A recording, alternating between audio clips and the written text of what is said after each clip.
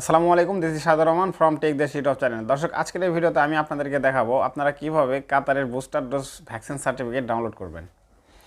তো আপনারা যারা কাতারে অলরেডি 3 নাম্বার ডোজ কমপ্লিট করেছেন তারা কিভাবে মোবাইল থেকে খুব সহজেই সার্টিফিকেট ডাউনলোড করতে পারবেন। প্রথমে যে সার্টিফিকেটটা ছিল তো সেটা ছিল এরকম, আর এখন যেটা আপনারা 3 নাম্বার ডোজ কমপ্লিট করার পর আপনারা যেই সার্টিফিকেটটা পাবেন সেটা হলো এরকম।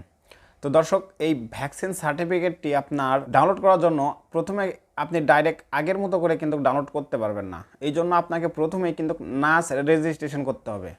তো আপনি যদি নাস রেজিস্ট্রেশন না করে থাকেন তাহলে এই নিয়ে আমার একটা ভিডিও আছে, ডিসক্রিপশন বক্সে লিঙ্ক দেওয়া থাকবে, সেই ভিডিওটা দেখে আসতে পারেন, অথবা উপরের আই বাটন থেকেও ভিডিওটা দেখতে পারেন।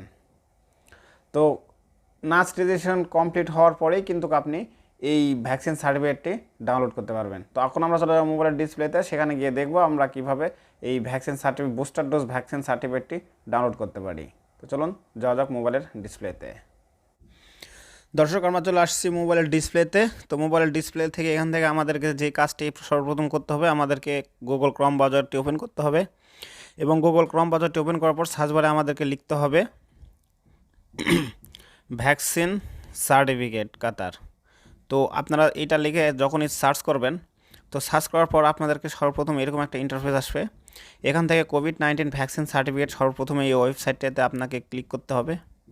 এখানে যখনই ক্লিক করবেন তখন এরকম একটা ইন্টারফেস আপনার সামনে আসবে। এখান থেকে দেখতে পাচ্ছেন নিচে প্রিসেট উইথ, এই অপশানটাতে ক্লিক করতে হবে। এই অপশানটাতে ক্লিক করার পর আপনাদের সামনে নতুন আরেকটা ইন্টারফেস আসবে। এখানে একটু ওয়েট করতে হবে, আপনাদের একটু লোড নেবে। তারপর এখানে নাস রেজিস্ট্রেশন করার সময় যেই ইউজার নেম দিয়েছেন, যেই পাসওয়ার্ডটা দিয়েছেন, সেই ইউজার নেম আর পাসওয়ার্ডটা এখানে সুন্দরভাবে বসিয়ে দিতে হবে। তো আমি বসিয়ে দিতেছি, আপনারা যেটা দিয়েছেন সেটা কিন্তু বসিয়ে দেবেন।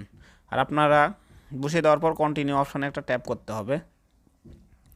তো কন্টিনিউ অপশানে যখনই ট্যাপ করবেন তখন দেখবেন যে আপনার পুরো details, ID number, passport number সব কিছু এখানে শো করবে।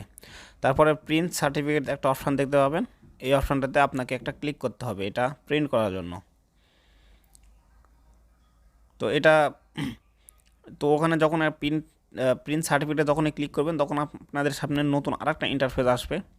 তো এখানে আবারও এই যে প্রিন্ট সার্টিফিকেট লেখা আসবে, এখানে কিন্তু আবার আপনাকে একটা ট্যাপ করতে হবে। যখন এখানে ট্যাপ করবেন তখন কিন্তু আপনার সার্টিফিকেটটি পিডিএফ ফাইল আপনার মোবাইলে শো হয়ে যাবে। দেখতে পাচ্ছেন এরকম শো হয়ে যাচ্ছে। আর এবং ডান পাশে আপনারা দেখবেন কাতার লেখা আছে। তো এরকমভাবে মূলত আপনারা এই সার্টিফিকেটটি ডাউনলোড করতে পারেন। তো আজকের ভিডিওটা এই পর্যন্তই, দেখা হবে পরবর্তী কোনো ভিডিওতে। ততক্ষণ সবাই সুস্থ থাকবেন, ভালো থাকবেন, আল্লাহ হাফেজ।